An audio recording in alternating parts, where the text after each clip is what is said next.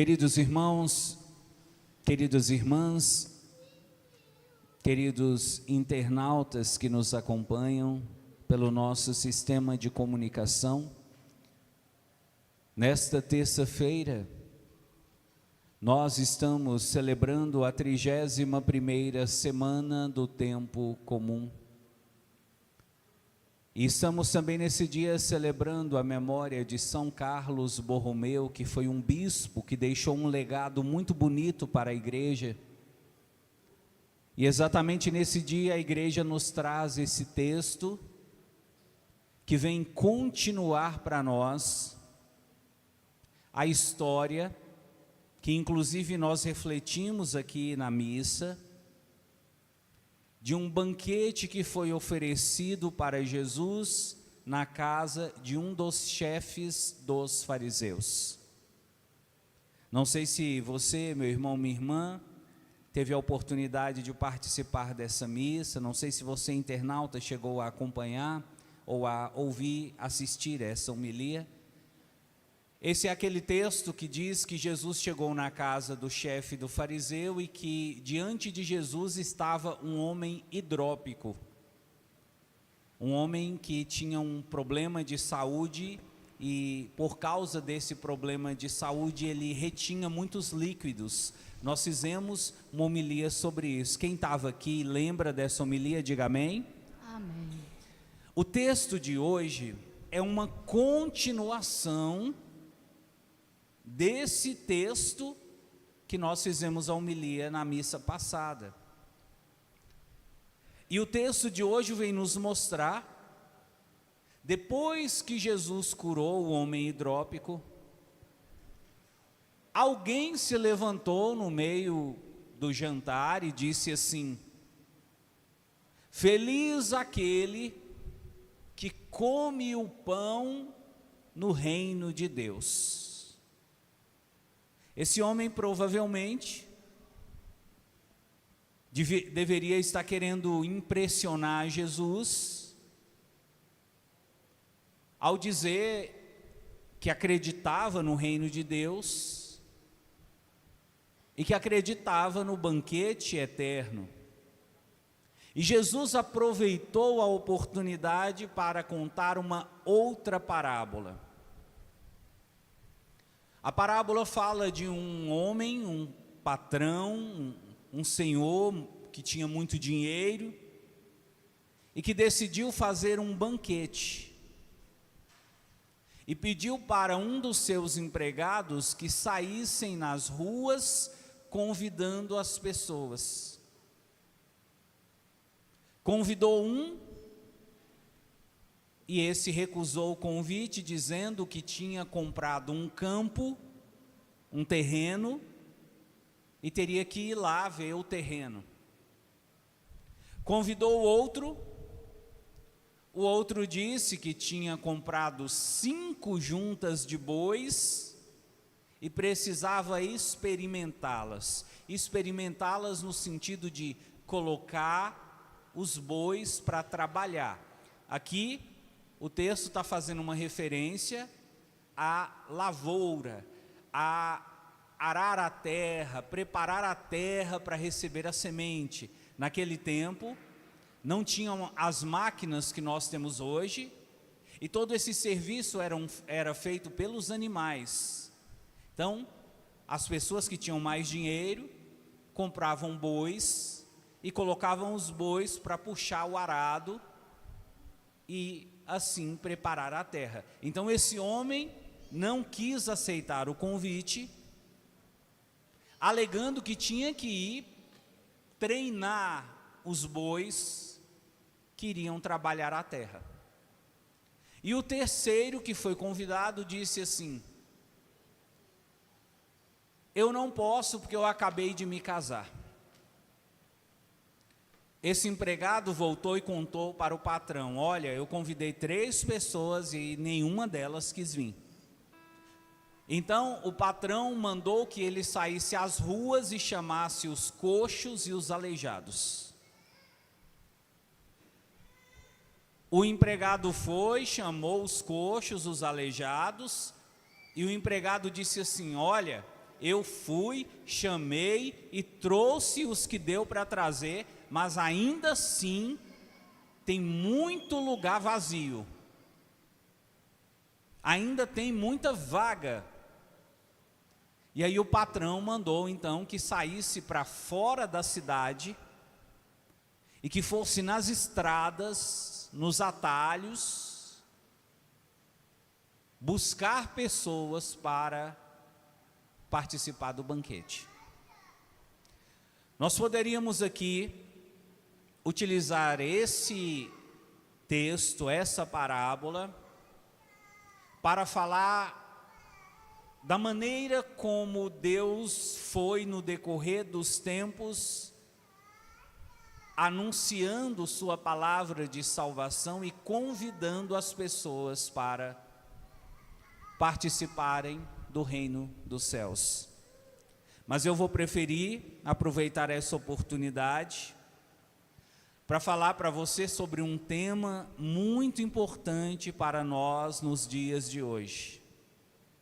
Esse é um dos temas que mais tem me preocupado como padre, como cristão, e me faz pensar sobre o futuro da igreja. Qual é o tema? Indiferença espiritual. Você pode repetir? Indiferença espiritual. Esse tema surgiu de uma curiosidade que eu tive de conhecer qual foi a palavra utilizada por Jesus, quando no versículo 18, Jesus disse assim: mas todos, um a um, começaram a dar desculpas. A palavra desculpas, que Jesus utilizou no grego, faz referência a uma indiferença espiritual. E é daqui que nós vamos tirar a nossa reflexão para essa homilia. O que é a indiferença? Como o próprio nome fala, é quando algo para você não faz diferença alguma. É quando você não dá importância nenhuma. Veja que a indiferença é pior do que não gostar. Quando você não gosta, você emite um sinal. Você se manifesta, você se posiciona. Quando você é indiferente, é como se para você aquilo não existisse. Por isso a gente costuma dizer, dentro da teologia espiritual, que a indiferença é pior do que o ódio.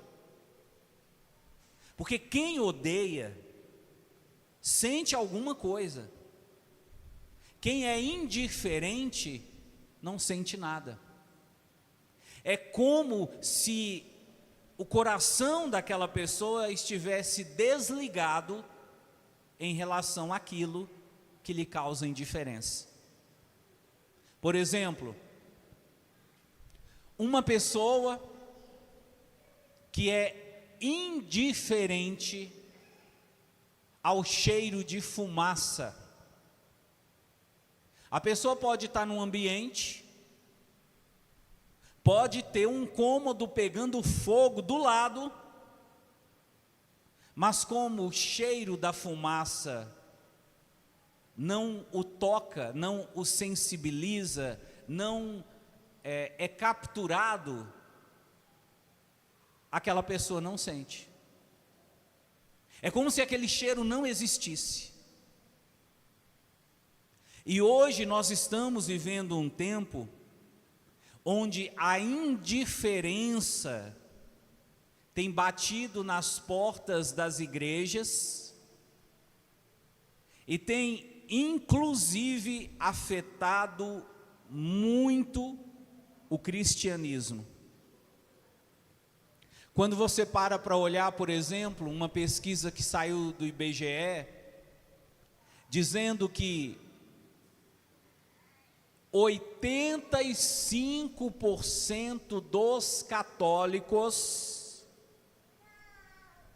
85% das pessoas que se dizem católicas não vão à missa nem no domingo. Aí você começa a pensar, por que os católicos, esses, não vão à missa nem no domingo? O que aconteceu com esses católicos para que eles pudessem deixar até a missa dominical de lado? E a palavra e a resposta é simples: indiferença. Todas as vezes, meus irmãos, minhas irmãs, que nós estivermos lidando com a indiferença em relação às coisas de Deus, nós vamos chamar pelo nome de indiferença espiritual. Como é que nós vamos chamar? Indiferença espiritual. A indiferença espiritual é o que explica, por exemplo, o fato de você ter um jovem dentro de casa que passa o dia inteiro deitado assistindo séries da Netflix, maratona séries e fica ali 10, 12 horas assistindo a mesma série. Mas se você chama para ir na missa, ele diz: eu não vou não, a missa é demorada. É o que você consegue enxergar no que acontece com aquele homem que é casado, que trabalhou a semana inteira, e chega no sábado, o time dele vai jogar, como foi sábado agora, o Cruzeiro jogou. Tem gente que já, desde o meio-dia, já prepara a churrasqueira, já coloca a televisão lá fora, e já prepara a cerveja, já chama os amigos, e passa a tarde inteira ali, esperando o jogo, depois assiste o jogo, e depois assiste o que vem depois do jogo, a análise e o comentário do jogo. Ele vai sair de lá de perto da televisão, já está dando 7 horas da noite. A esposa fala: meu bem, vamos na missa comigo? Eu não vou não, aquele padre Wagner conversa demais na minha cabeça. Qual é o nome disso? Indiferença espiritual. É quando as coisas de Deus não são consideradas importantes. É quando as outras coisas, as coisas do mundo, elas são vistas como mais importantes, mais atraentes do que as coisas de Deus. Agora, por que eu escolhi esse texto para a gente conversar? Porque esse texto vem nos mostrar, e Jesus aqui está fazendo isso de uma maneira brilhante, nos mostrar onde começa a indiferença espiritual. Quais são as raízes da indiferença espiritual? Se você tem alguém na sua casa que hoje é indiferente espiritual, não se importa com igreja, não se importa com Bíblia, não se importa com oração, não se importa com salvação, espiritualidade, você fala nesses assuntos, aquela pessoa não está nem aí, ela nem se importa. De onde que vem isso? Como começou isso? O Evangelho de hoje explica.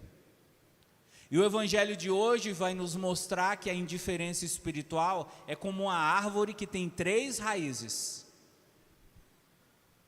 A primeira raiz que Jesus simbolizou pela palavra campo, o homem que não quis ir porque tinha comprado um campo, essa é a primeira raiz, o apego aos bens materiais. Quanto mais apegada a pessoa for em relação aos bens materiais, maior a chance daquela pessoa de se tornar indiferente espiritual. E você pode observar, toda pessoa muito apegada à casa, à roupa, a carro, a fazenda, apegada às coisas que comprou, apegada ao que tem, toda pessoa que valoriza demais as coisas que se pode comprar, em geral, essas pessoas não gostam muito de igreja, elas são indiferentes. O coração delas gira em torno das coisas do mundo e não das coisas de Deus.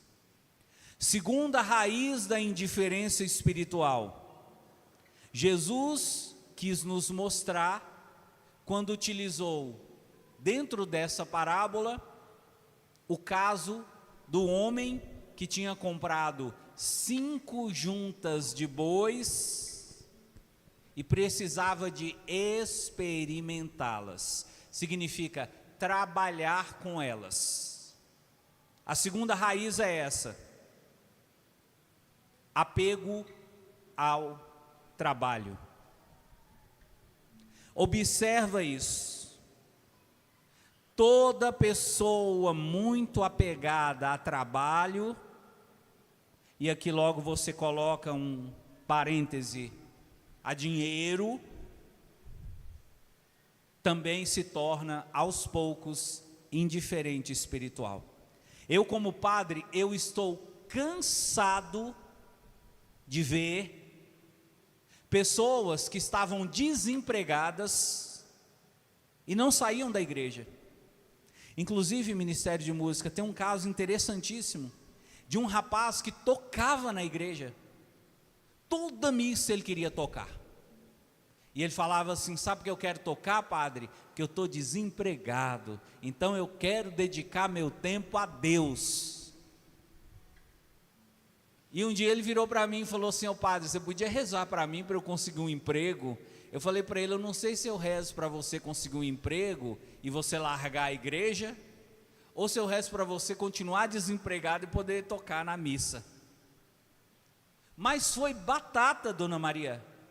O rapaz começou a trabalhar, arrumou um serviço, nunca mais pisou na igreja para tocar. O trabalho foi aos poucos retirando dele o desejo pelas coisas de Deus. Quem aqui, vamos só fazer uma pesquisa rapidinho aqui no nosso meio, quem aqui conhece alguém que por causa de trabalho não tem tempo para a igreja? Diga amém. Então você sabe do que o padre está falando, você é prova, você é testemunha do que o padre está falando. O trabalho sendo utilizado como um instrumento para retirar das pessoas o apego às coisas de Deus. E a terceira e última para a gente encerrar, e essa é talvez a mais perigosa, Jesus quis nos mostrar qual é essa raiz da indiferença espiritual quando ele falou do homem que tinha acabado de se casar. Quando Jesus falou do homem que tinha acabado de se casar, Jesus falava de relacionamentos afetivos. E se você quiser colocar mais lenha na fogueira, relacionamentos sexuais. Responde para o padre: quando uma pessoa termina de casar, qual é o momento que vem depois? A noite de... Esse homem praticamente falou para Jesus: eu não posso, que eu tenho a noite de núpcias, eu tenho que dar um cheiro no cangote da minha esposa. Nós temos um compromisso hoje à noite. Hoje à noite a cama vai estalar. Jesus está falando aqui de um problema gravíssimo que atinge em cheio a sociedade. Pessoas muito apegadas a sexo, pessoas muito apegadas a namoro, pessoas muito apegadas a casamento, pessoas muito envolvidas com relacionamentos afetivos. Em geral, essas pessoas também vão se tornando indiferentes com as coisas de Deus.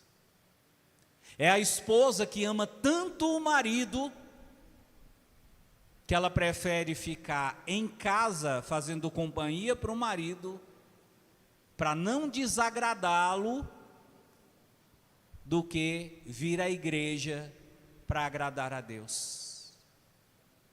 Ela prefere agradar o marido dela do que agradar a Deus. É a menina que era muito de igreja e começou a namorar com um rapaz que não vai à missa, um rapaz que não segue a Deus, que é indiferente espiritual, e para poder agradar o rapaz, ela se afastou do seu grupo de oração, ela parou de ir à missa, ela parou de buscar a Deus, porque o coração dela começou a girar em torno de um relacionamento afetivo. Jesus mandou dizer para você: cuidado com essas 3 coisas: apego aos bens materiais, apego a trabalho e apego a relacionamentos afetivos. São coisas importantes. Os bens materiais nós precisamos, o trabalho nós precisamos, os relacionamentos nós precisamos, mas quando você começa a colocá-los acima de Deus, você está correndo um sério risco de se tornar uma pessoa indiferente espiritual. Não deixe que isso aconteça na sua vida. É melhor você ficar desempregado e ser salvo do que estar com o bolso cheio de dinheiro e morrer e ir para o inferno. É melhor você não ter onde dormir, ter que dormir na calçada e ser salvo, do que morar numa mansão e ir para o inferno. É melhor você viver separada do seu marido, do seu namorado, você terminar a sua vida como uma encalhada, um encalhado, do que você ser um Dom Juan e perder sua salvação. Louvado seja nosso Senhor Jesus Cristo.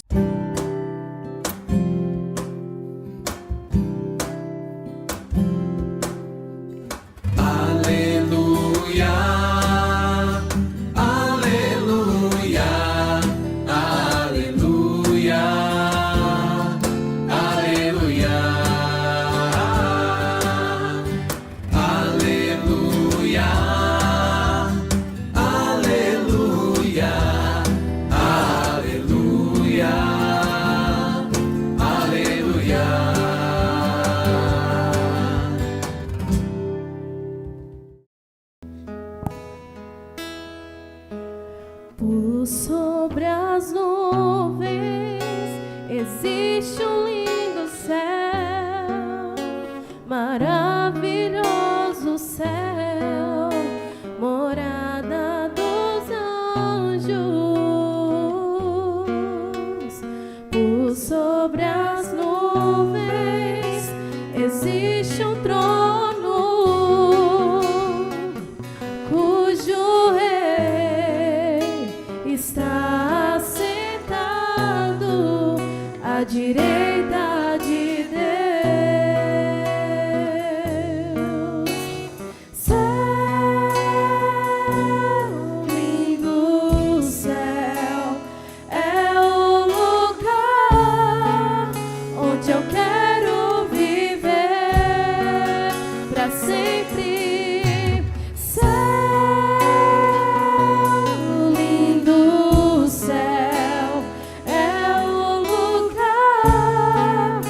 Meu Deus preparou para mim. Céu,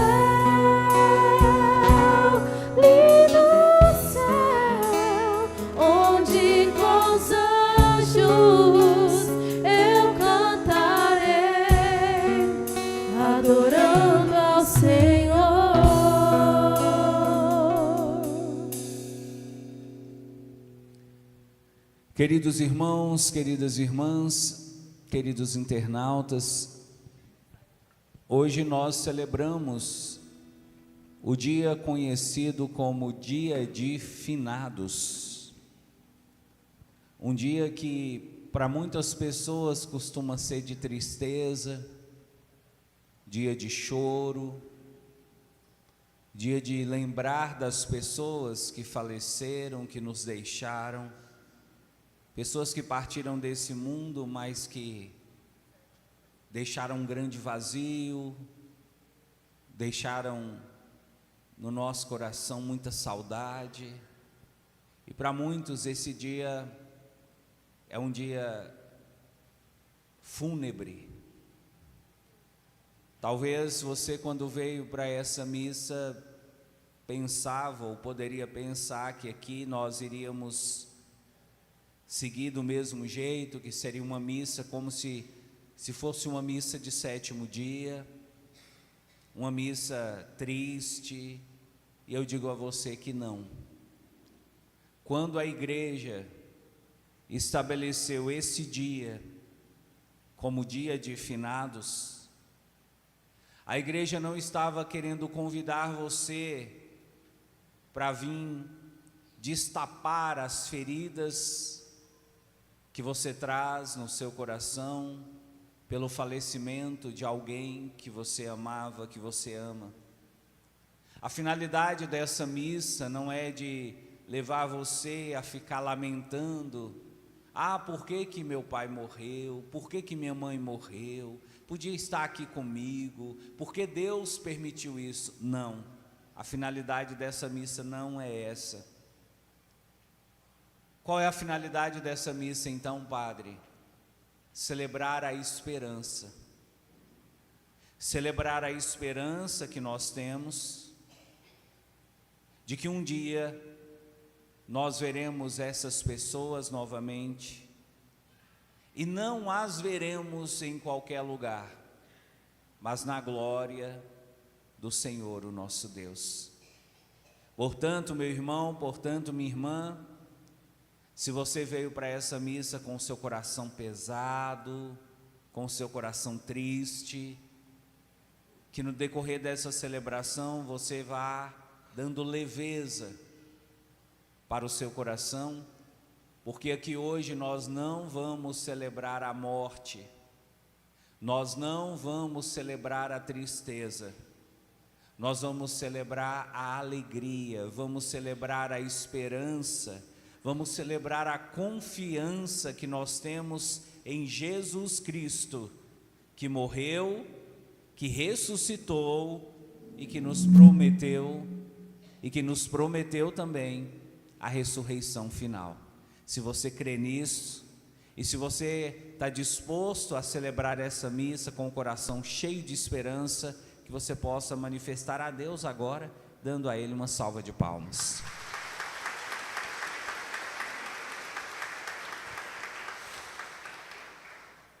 Hoje nós precisamos de entender o sentido dessa celebração, porque essa é uma celebração que para muita gente coloca o católico quase que no mesmo barco que os espíritas.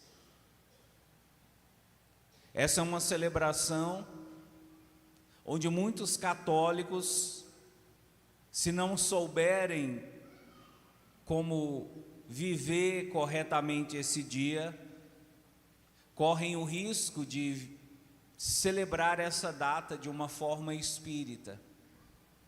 E algumas pessoas até questionam isso.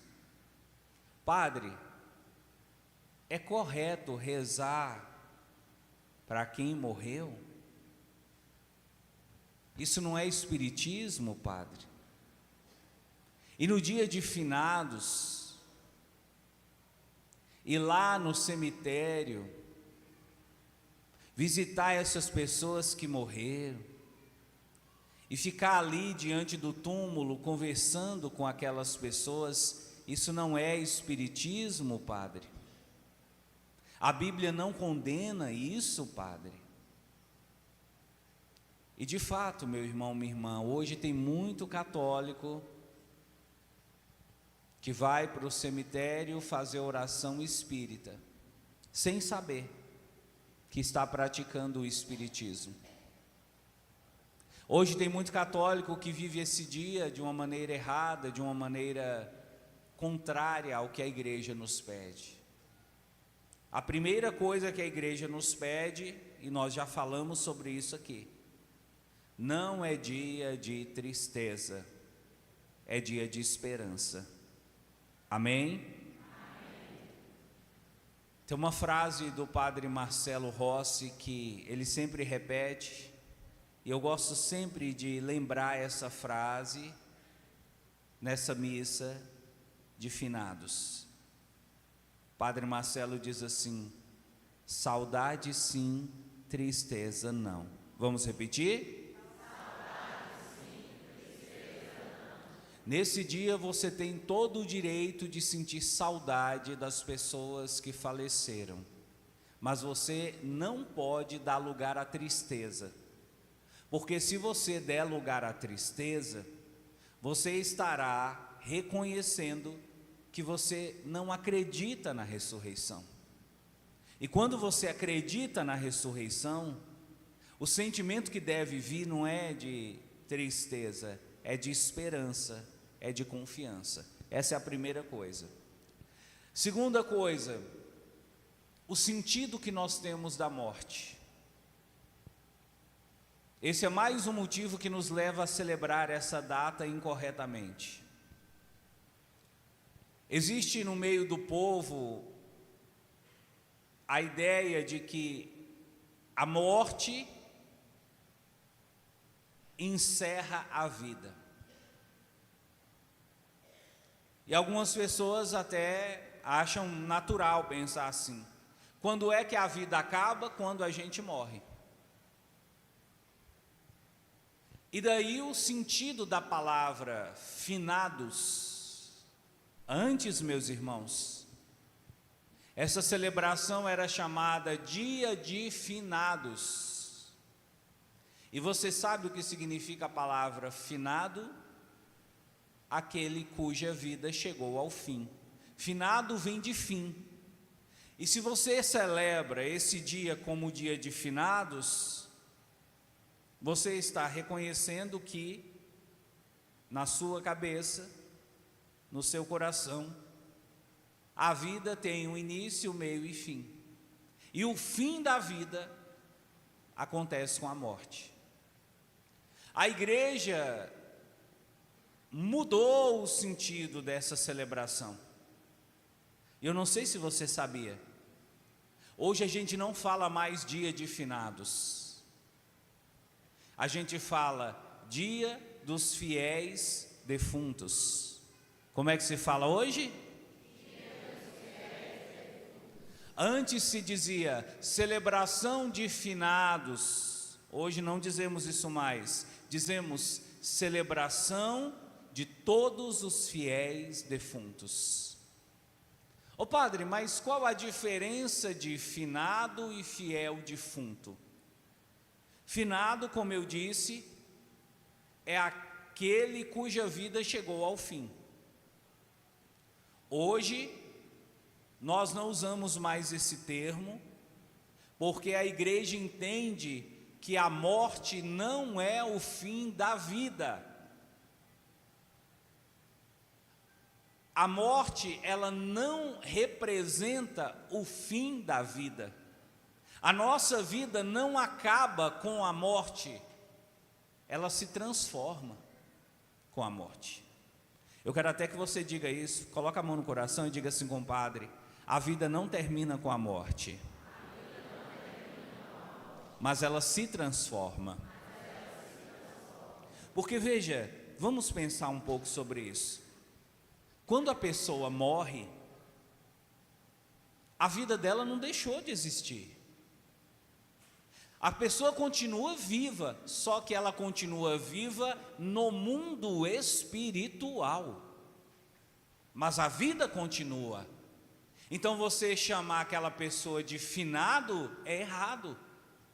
porque aquela pessoa continua viva, só que não mais nesse mundo, só que não mais viva na carne, ela está viva em espírito. Quem está conseguindo compreender isso, diga amém. Amém. Por isso então, não é correto dizer finado. Se você diz finado, você está reconhecendo que a vida acabou, você está reconhecendo que não existe ressurreição. A igreja usa a palavra defunto, que é uma palavra mais adequada, porque a palavra defunto vem do latim defungor, que significa aquele que cumpriu sua missão. E assim nós devemos entender a morte. A morte é um atestado de que aquela pessoa cumpriu a sua missão nesse mundo. Quando é que alguém morre? Quando alguém cumpriu a sua missão nesse mundo. Quando foi que Jesus morreu? Quando Jesus cumpriu a sua missão nesse mundo. Quando é que você vai morrer? Que eu vou morrer? Quando nós cumprirmos a nossa missão. Quando a sua missão for cumprida, aí nós chamamos esse processo de morte. O encerramento de uma missão que Deus nos deu. Percebe que esse sentido defunto tem mais profundidade do que finado? Quando você fala defunto, você está falando de uma missão. Todos nós viemos a esse mundo com uma missão. E a vida se encerra quando a nossa missão se cumpre, quando terminamos a nossa missão. E aí você pensa, ué padre, então hoje nós estamos celebrando todas as pessoas que morreram? Resposta, não. Não, claro que não. Ué, eu achei que hoje celebrava todo mundo que morreu. De jeito nenhum. Hoje nós celebramos os fiéis defuntos. Como assim, padre? Deixa eu te explicar. Ontem, dia de Todos os Santos, nós estávamos celebrando também os defuntos, as pessoas que morreram e que foram para o céu. Todos os que vão para o céu são chamados de santos. Amém? Ontem nós celebramos todos os que foram para o céu, os que morreram, os que cumpriram sua missão nesse mundo e que se encontram no céu. Hoje nós estamos celebrando outros que morreram e que não foram para o céu. Foram para onde? Para o purgatório. Ué padre, a gente hoje está celebrando as pessoas que morreram e que foram para o purgatório? Sim. Ué, mas é correto celebrar quem está no purgatório? É correto, sabe por quê? Todos os que estão no purgatório já receberam a promessa de que vão entrar no céu. Só não estão preparados ainda. Morreram com alguns pecados, morreram sem estar numa condição de santidade, morreram com algumas dívidas espirituais que deixaram nesse mundo, mas são fiéis. São pessoas tementes a Jesus Cristo, acreditam em Jesus Cristo, tinham fé em Jesus Cristo, iam à missa, acreditavam na Bíblia, já receberam a comunhão, só que quando morreram, ainda não estavam preparadas para entrar no céu. Então estão no purgatório, se purificando para entrarem no céu.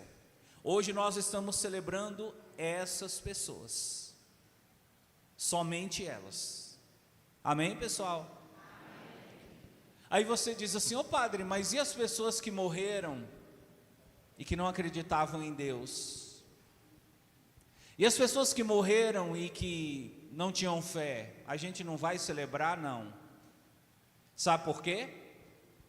A igreja afirma que a pessoa que morreu e não tem fé, a pessoa que morreu e não morreu em amizade com Jesus, a pessoa que morreu afastada da igreja, da palavra, dos sacramentos, essa pessoa não merece ser celebrada, porque essa pessoa vai para o inferno. E se nós fôssemos celebrar essas pessoas, nós estaríamos celebrando aqueles que estão no inferno. Na sua cabeça, nós devemos celebrar os que estão no inferno, sim ou não? Sim ou não? Pois deixa eu te falar, foi criada uma festa para celebrar os que estão no inferno. Sabe o nome da festa? Halloween. E muitos pais e muitas mães colocam seus filhinhos para celebrar os que estão no inferno. Você não parou para pensar que a festa de Halloween fica bem pertinho da festa de finados, ou dos fiéis defuntos, fica bem pertinho da solenidade de todos os santos? Halloween são os pagãos querendo afrontar a igreja, dizendo: a igreja não quis celebrar os que foram para o inferno, a igreja celebra os que foram para o céu, a igreja celebra os que foram para o purgatório, mas não celebra os que foram para o inferno. Pois nós vamos celebrar, e nós vamos colocar essa festa dentro das escolas, e nós vamos colocar as criancinhas pequenas para celebrar os que foram para o inferno. Aí você entende agora por que na festa de Halloween as pessoas utilizam fantasias de terror, de bruxas, de monstros, de bichos, porque essa é a representação de quem está no inferno. E isso foi passado de uma maneira tão sutil, de uma maneira tão, poderíamos assim dizer, sorrateira, que muitas pessoas celebram Halloween como se fosse apenas uma festa inocente para as crianças. Halloween não tem nada de inocente. Repita isso. Halloween é uma celebração espiritual. Fala. Quem celebra Halloween, diga. Celebra a morte de quem foi para o inferno. E agora bata no peito e diga: eu não vou celebrar isso. Eu não vou deixar meus filhos, minha família, se envolver com esse tipo de coisa. Amém, pessoal? Dá uma salva de palmas para Jesus.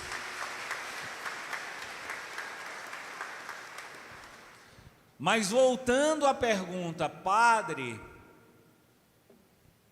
e no dia de finados, ou dia dos fiéis defuntos, que a Igreja Católica coloca os seus fiéis para rezarem para os mortos, isso também não é errado, padre? A igreja pede, a Bíblia pede, para a gente rezar para Deus. Os católicos, eles rezam para os defuntos. Isso não é espiritismo? Isso não está condenado na Bíblia? Deixa eu te falar uma coisa. É diferente você rezar para os mortos de rezar pelos mortos. O que é rezar para os mortos? É você conversar com pessoas que morreram, como se essas pessoas ainda estivessem vivas, estivessem aqui. Eu já falei para Dona Maria, eu já puxei a orelha de Dona Maria que ela tem essa mania. A mãe de Dona Maria morreu, e aí é só Dona Maria passar por um aperto, ela fala: ô mamãe, onde a senhora estiver, me ajuda. Isso é espiritismo.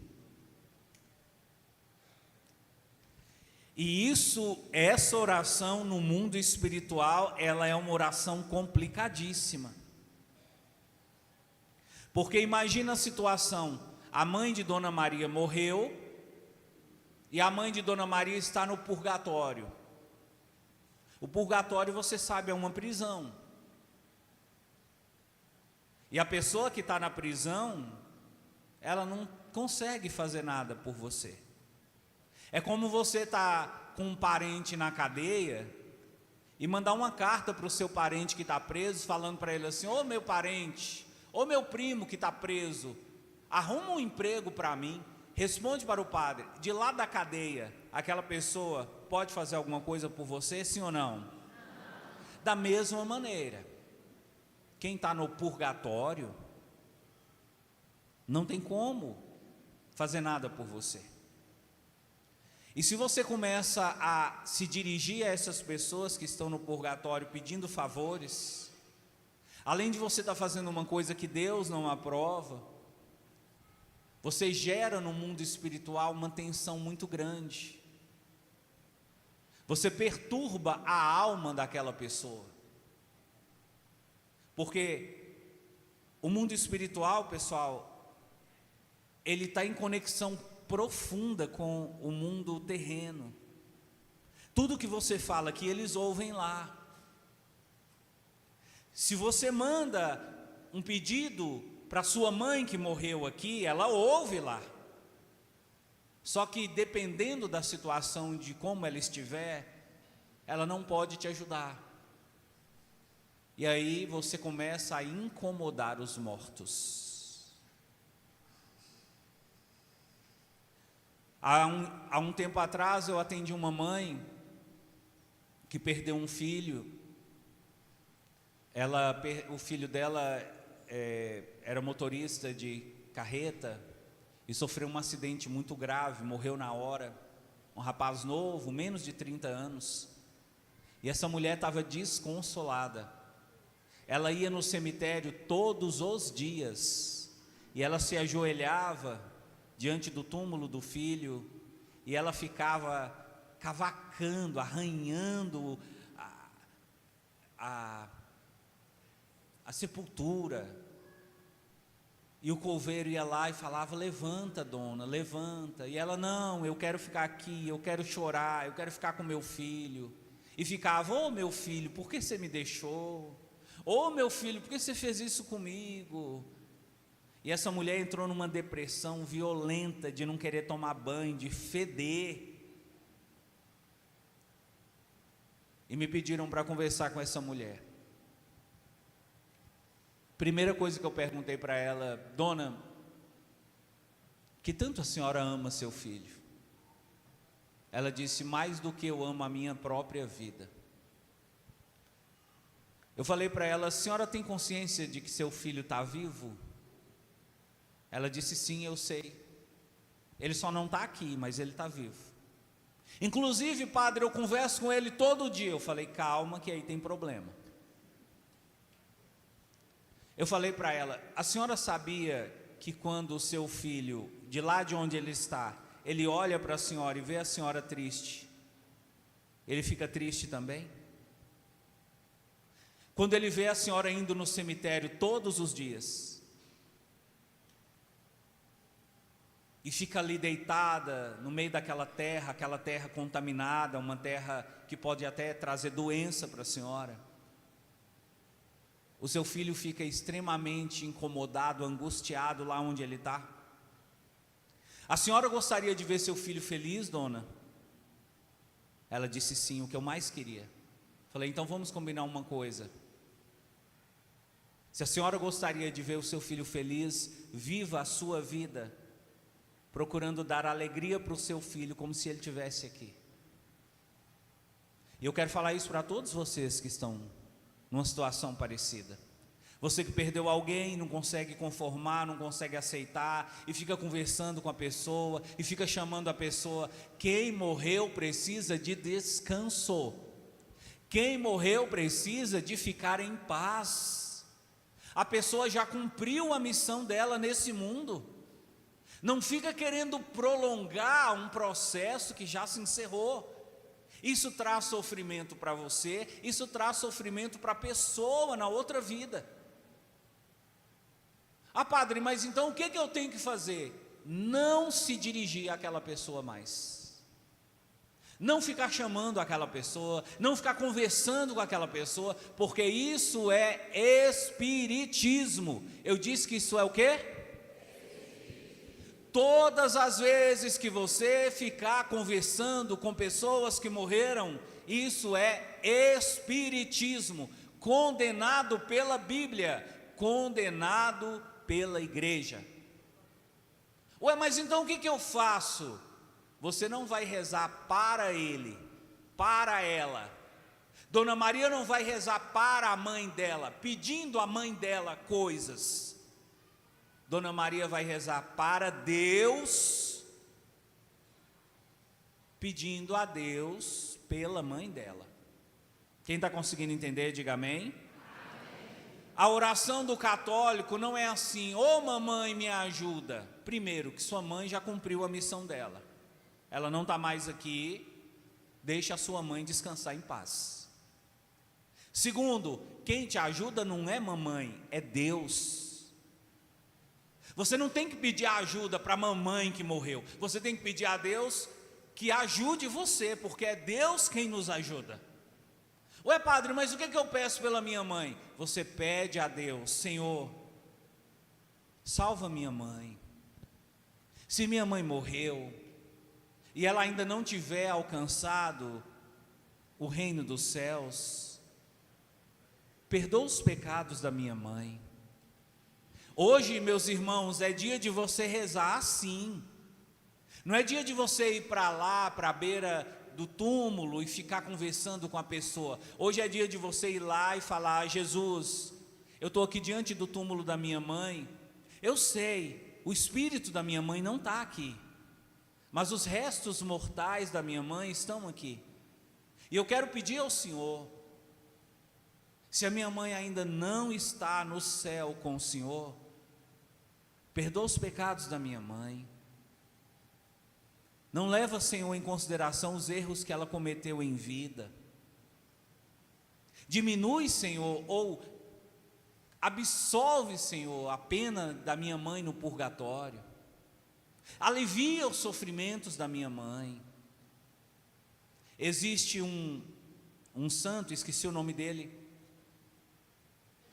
que dizia que no dia dos fiéis defuntos, que as almas do purgatório ficavam loucas, esperando orações, esperando que alguém rezasse por elas, porque veja, a oração que você faz aqui ajuda a pessoa que está lá no purgatório a diminuir o seu tempo, a diminuir a sua pena, a diminuir a sua permanência ali naquela prisão. Por isso a gente pede para você mandar celebrar a missa. E lembra, mandar celebrar a missa não tem nada a ver com citar o nome da pessoa na hora da missa. Porque quando você manda celebrar a missa, você está fazendo uma oração a Deus, não é ao povo. Tem gente que fica num sentimento porque não falou o nome. Mas espera aí, você quer que fale o nome é para o povo ou para Deus? Porque Deus ouviu. Ah, mas se não falar o nome, as pessoas não vão ficar sabendo. Mas as pessoas não têm que ficar sabendo. A intenção da missa não é para o povo saber que você pôs, é para Deus saber que você está rezando por aquela pessoa. Da mesma maneira, você não vai no cemitério para dar satisfação para as pessoas. Você não vai no cemitério para mostrar para sua família que você está rezando por quem morreu. Você vai no cemitério para mostrar para Deus que o seu amor por aquela pessoa ainda não acabou e que você daqui está tentando ajudar para que aquela pessoa chegue logo ao céu. Celebrar os fiéis defuntos é isso, meu irmão. É orar a Deus. É pedir ao Senhor que faça alguma coisa, que tenha misericórdia dos seus familiares que estão no purgatório. E se você disser assim: padre, mas isso não está nem na Bíblia. Está na Bíblia sim, vou te mostrar a passagem. Segundo livro de Macabeus, é um livro da Bíblia, capítulo 12, versículo 46. Olha o que está escrito na Bíblia. Repita com o padre. É coisa santa e salutar, lembrar-se de rezar pelos defuntos, para que fiquem livres dos seus pecados. Essa frase que você repetiu está na Bíblia, segundo Macabeus 12, 46. Ou seja, a Bíblia autoriza você rezar pelos defuntos, rezar a Deus para que eles tenham seus pecados perdoados. O que a Bíblia não autoriza é você rezar diretamente, falar diretamente com a pessoa que morreu. Que você, a partir de hoje, e sobretudo nesse dia, quando você for no cemitério, quem aqui vai no cemitério, diga amém. Você que vai no cemitério, não se esqueça, nada de conversar com a pessoa que morreu.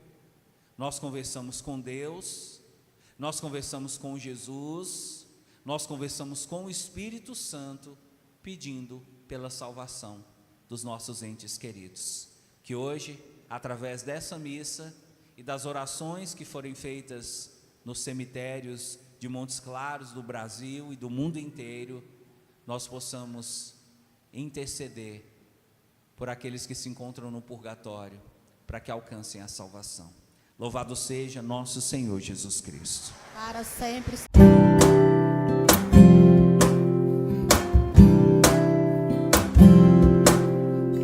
Aleluia, aleluia, aleluia, aleluia, aleluia.